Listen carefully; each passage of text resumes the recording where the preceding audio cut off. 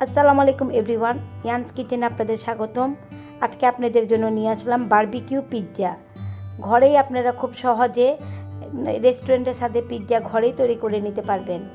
চলুন দেখি কিভাবে করা যায়। প্রথমেই আমি নিয়েছি 400 গ্রাম ময়দা।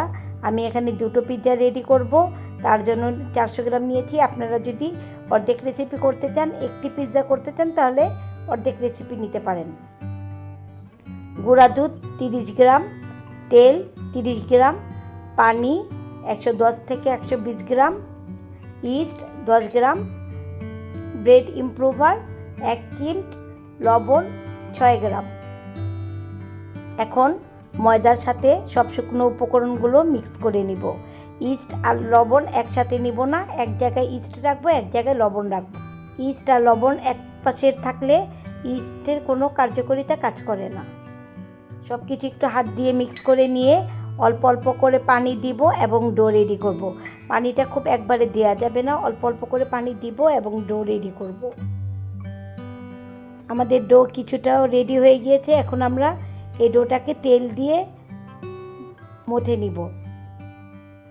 তেল দিয়ে একটু ভালো মতো 20 থেকে 30 মিনিটের জন্য মথে 2 ঘন্টার জন্য রেস্টে রেখে দিব। আমাদের ডোটা নিট করা হয়ে গিয়েছে। আমি এটিকে র্যাপিং করে 2 ঘন্টার জন্য কোনো গরম জায়গায় রেখে দিব। ফিরছি 2 ঘন্টা পর। দেখুন আমাদের ডোটা ডাবল হয়ে গিয়েছে ফুলে। এখন এই ডোটাকে আবার কিছুক্ষণ একটু মথে নিতে হবে। তারপর আমি ভিডিওর উপরে স্ক্রিনেই আপনারা দেখতে পারবেন আমি কিভাবে পিৎজাটা রেডি করে নিয়ে।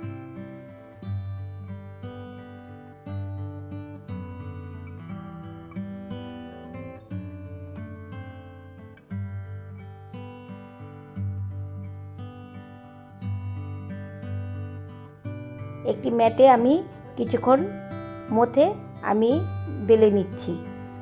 আমি কিভাবে পিৎজাটা করছি আপনারা স্ক্রিনেই দেখতে পারবেন।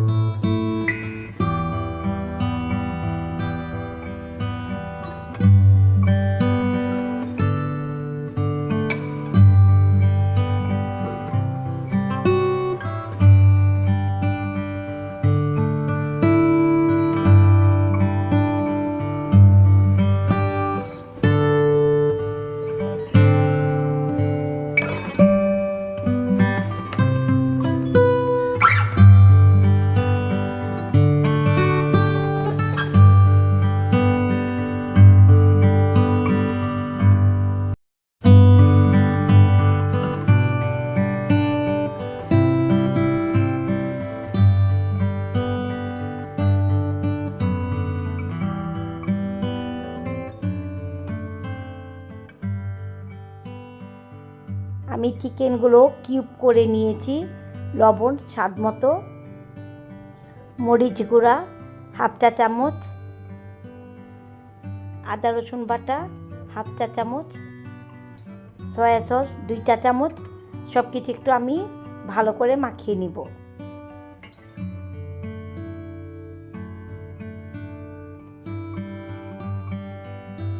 এখন প্যানে তেলটা গরম করে আমি চিকেনগুলো একটু ভেজে নিচ্ছি।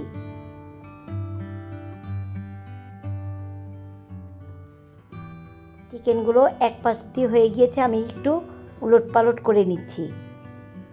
চিকেনগুলো খুব বেশিক্ষণ ভাজবেন না, তাহলে একটু ড্রাই হয়ে যাবে। একটু জুসি থাকা অবস্থাতেই আমরা ভেজে নামিয়ে নিব। চিকেনগুলো ভাজা হয়ে গিয়েছে, আমরা নামিয়ে নিব। একটা বারবিকিউর একটা স্মোকি ফ্লেভার পাচ্ছি। চিকেনগুলো আমরা নামিয়ে নিব।